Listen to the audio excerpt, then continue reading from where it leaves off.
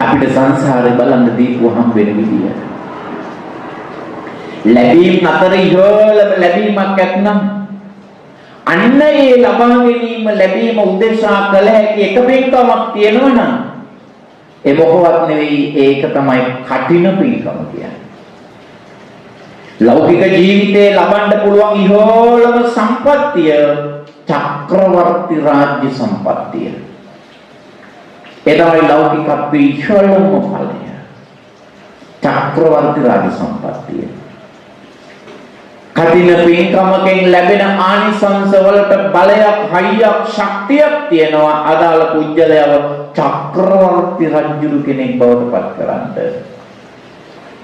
සකල සම්පත්, බ්‍රහ්ම සම්පත්, සිටු සම්පත්, සේනා සම්පත්, චක්‍රවර්ති රාජ්‍ය සම්පත් හිමි කරලා දෙන්න පුළුවන් හයියක්, ශක්තියක් කටින පින්කමේ ආනිසංස වලට තියෙනවා කියලා පතපොතේ සඳහන් කරලා තියෙනවා.